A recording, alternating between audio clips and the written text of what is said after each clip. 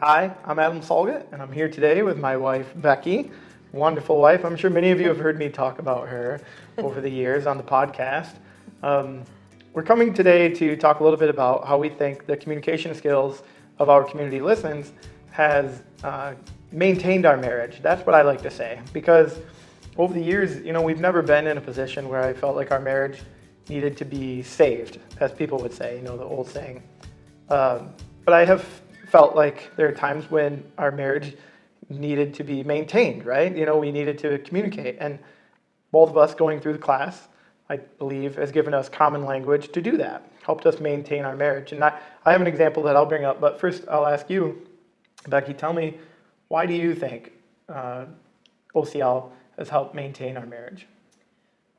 Well, one thing that I really took from the training that I went to was that it's very important to, when someone else is talking, not to just wait to respond, to actually listen to what they're saying. Because I find myself doing that all the time, even at work or with friends or family. I'm just constantly like, oh, they're saying something and I have a related story, and hurry up and get done with what you're saying so I can say what I want to say. I still catch myself doing that sometimes when we're talking, especially if we're talking about something where maybe we're not totally agreeing or we're trying to understand each other.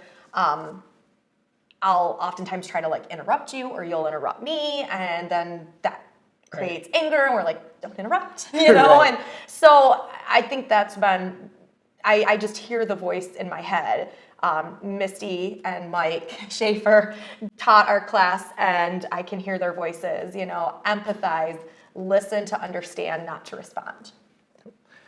Yeah, so a really good example of that in my mind, and I knew you were going to mention that. And so a time when I know I wasn't doing that was a few weeks back. We were talking about our kids, and you were basically just expressing yourself, worry that you had. And I immediately jump into, it's okay. And you said, and this is one of the things I really love about the two of us having gone through this, sometimes we're able to call each other out. I don't know if that's really the best way to put it, but we're able to say to each other, hey, you're not really hearing me, you're not listening. Like, I need you to slow down, I need you to take a step back, I need you to listen. And so I remember that night you said that before I was bringing our other daughter to dance class. So on my way to dance, I was thinking about, she's right. Like, I kind of jumped into, it'll be all right. I moved past what she was saying. So I knew when I got home to just take the time to listen, because sometimes that's all you need. And we've talked about this before. You process at a different rate than I do. And that doesn't make anybody better than or different. Everybody processes differently. So that's one thing I've learned in our communication skills, like using these skills between us, is that you're going to take a little bit longer to process through something. And I know that I need to be ready to just listen. Right. Is there anything else you want to add about communication skills in our marriage? Another big thing from the training that I did was we did a whole day on just conflict resolution. And there are 3 things. I might not be perfect with naming them or what it was all called, but I do know that it was, I can either let this go, I can Truly accept it. let it go, truly accept it.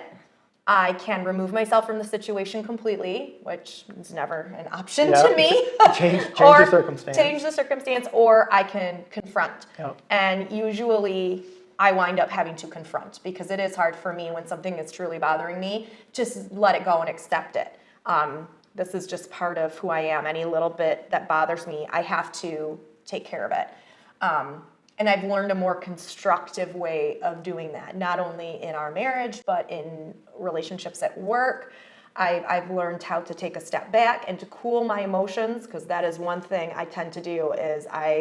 People say it all the time, I wear my heart on my sleeve, and emotions tend to run my thinking, and that's always gotten me into trouble in the past. So if I put the emotion back here and do my I feel statements, I feel, instead of you do this and you do that and you're not doing it right, and that's very accusatory. Whereas if I say, when you did this, it made me feel this, and as a result, this is what's happened. Right.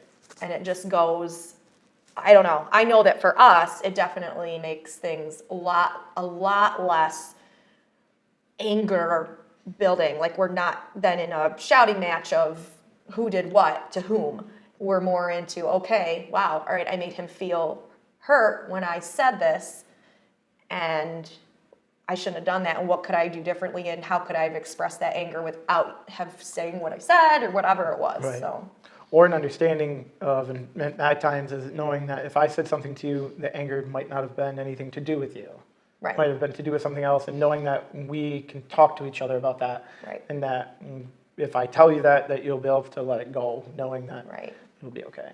Right. I know you've said that to me before a lot. If I've snapped at you about something, you say, okay, I know this isn't about me not shutting the cupboard door all the way or whatever it is. Right. I know something else is going on. And then he's opened the door then for me to maybe talk about something that's really, truly bothering me that I was maybe not wanting to say, or just Most having of the time I know buried what it in. is because you're pretty open with your emotions. Yeah, So it's really just the idea of like making sure that I accept that you're still working through it. right, So, and it takes time.